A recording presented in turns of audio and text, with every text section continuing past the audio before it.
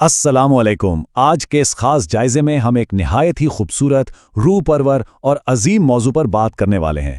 جب بھی کوئی شخص حج یا عمرے کے لیے اللہ کے گھر کی طرف نکلتا ہے نا، تو اس سفر کا سب سے پہلا اور اہم مرحلہ ہوتا ہے احرام۔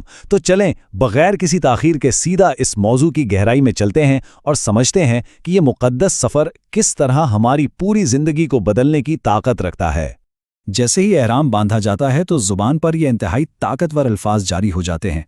میں حاضر ہوں اے اللہ، میں حاضر ہوں، تیرا کوئی شریک نہیں۔ سچ پوچھیں تو یہ صرف کچھ الفاظ نہیں ہیں، بلکہ یہ انسان کی طرف سے اللہ کی پکار کا ایک ڈائریکٹ جواب ہے۔ یہ بالکل ایسا ہے جیسے کائنات کے مالک نے آپ کو بلایا ہو اور آپ اپنے پورے وجود کے ساتھ پکار اٹھیں کہ اے میرے رب، میں تیرے در پر آ گیا ہوں، تیرے حکم پر حاضر ہوں۔ یہ ایک مکمل عہد وفا ہے۔ اب یہاں جو چیز واقعی کمال کی ہے نا، وہ یہ ہے کہ احرام کی یہ تعریف ہماری روایتی سوچ کو بالکل بدل کر رکھ دیتی ہے۔ ہم ظاہری پرتوں کو ہٹا کر دیکھیں تو پتہ چلتا ہے کہ یہ صرف جسم پر کپڑا ڈالنے کا عمل تو ہے ہی نہیں، یہ دراصل ایک انتہائی گہرے روحانی کیفیت کا نام ہے۔ یہ اس بات کا اعلان ہے کہ ہم نے دنیاوی شان و شوکت کو ایک طرف رکھ کر اپنے رب کے سامنے مکمل عاجزی اختیار کر لی ہے۔ اور اس بات کی بنیاد براہ راست قرآن مجید کے اس حکم پر قائم ہے، جہاں فرمایا گیا اور اللہ کے لیے حج اور عمرہ کو مکمل کرو۔ بس یہی وہ نیت ہے، یہی وہ نقطہ ہے جہاں سے احرام کا اصل آغاز ہوتا ہے۔ یہ آیت ہمیں یاد دلاتی ہے کہ اس پورے سفر کا مرکز صرف اور صرف اللہ کی ذات ہے۔ آپ نے کبھی غور کیا ہے کہ ہماری روزمرہ زندگی میں کیا ہوتا ہے؟ ہمارا لباس ہمارا سٹیٹس بتاتا ہے، ہماری دولت اور طاقت کی پہچان ہوتا ہے۔ بادشاہ کا لباس مزدور سے الگ ہے، امیر کی پہچان غریب سے جدا ہے۔ لیکن احرام میں آتے ہی کیا ہوتا ہے؟ یہ تمام دنیاوی درجے اور تفریق مکمل طور پہ ختم ہو جاتی ہے۔ زیرو، سب کے سب بالکل ایک ہی سطح پر آ جاتے ہیں۔ یہ اسلام میں برابری کی کتنی شاندار اور خوبصورت مثال ہے۔ ذرا سوچئے، کوئی عرب ہے یا عجم، کوئی کالا ہے یا گورا، احرام سب فرق مٹا دیتا ہے۔ لاکھوں انسان ایک ہی سفید لباس میں، ایک ہی آواز میں اپنے رب کے سامنے کھڑے ہیں۔ دنیاوی رتبے کا غرور تو یہاں آ کر بالکل ختم ہو جاتا ہے۔ آپ ذرا یہاں ٹھہرتے ہیں۔ ہمارا تیسرا حصہ ہے آخرت کی یاد، یعنی ہمارا آخری سفر۔ یہاں آ کر اس سفر کا لہجہ تھوڑا سا سنجیدہ ہو جاتا ہے۔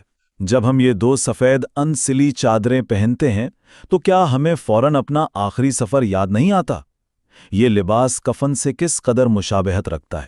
یہ دراصل ایک خاموش لیکن انتہائی طاقتور پیغام ہے کہ ایک دن بالکل اسی طرح دنیا کا ہر لباس اتار کر انہی سفید چادروں میں لپیٹ کر ہمیں اللہ کے سامنے پیش ہونا ہے۔ اسی لیے تو ہمارے بزرگوں نے کیا خوبصورت بات کہی ہے کہ احرام دراصل موت کی یاد کو تازہ کر دیتا ہے۔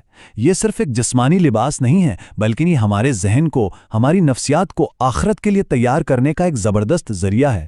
یہ ہمیں بتاتا ہے کہ یہ دنیا تو بس عارضی ہے، اصل منزل تو کچھ اور ہے۔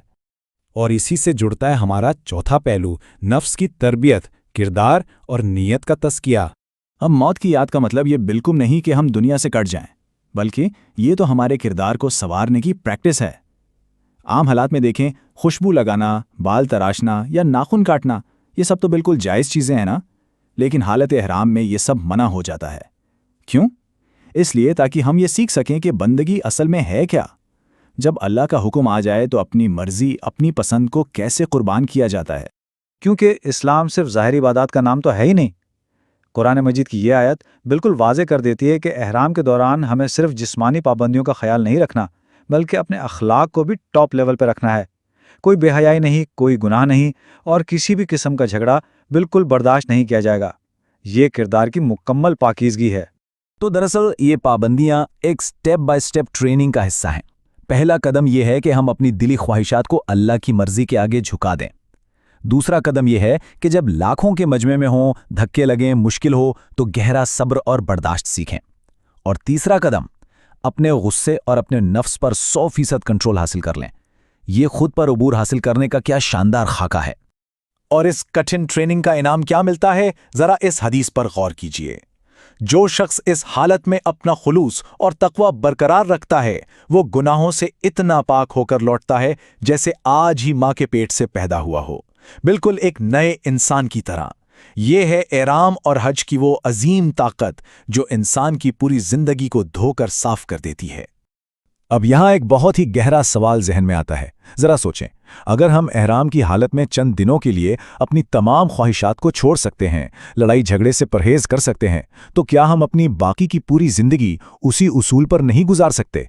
बिल्कुल गुजार सकते हैं। एहराम कोई आर्जी फेज़ नहीं है, ये तो दरअसल पूरी ज़िंदगी के लिए एक शानदार मेयार है। और यही चीज़ हमें हमारे आखिरी और 5वें हिस्से की तरफ ले जाती है, दिल का एहराम यानी हतमी रूहानी पाकीज़गी। देखिए, मेन पॉइंट ये है कि अगर हमने जिस्म पर 2 सफ़ेद और पाकीज़ा चादरें डाल लें, लेकिन हमारे अंदर, हमारे दिल में तकब्बुर, दिखावा, हसद और नफ़रत भरी हुई है, तो ये ज़ाहिरी अमल तो अपनी जान खो देगा ना। फिर तो इबादत की असल रूह ही ख़त्म हो गई। ज़ाहिरी अमल का अंदर की हालत के साथ मैच होना बहुत ज़रूरी है। इसीलिए तो उलमा हमें बताते हैं कि भाई असल एहराम तो दिल का एहराम है। इसका क्या मतलब है?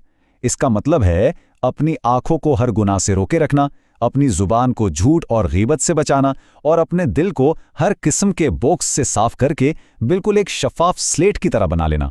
जब तक ये अंदर वाला एहराम ना बांधा जाए ना, बाहर वाला एहराम नामुकम्मल ही रहता है।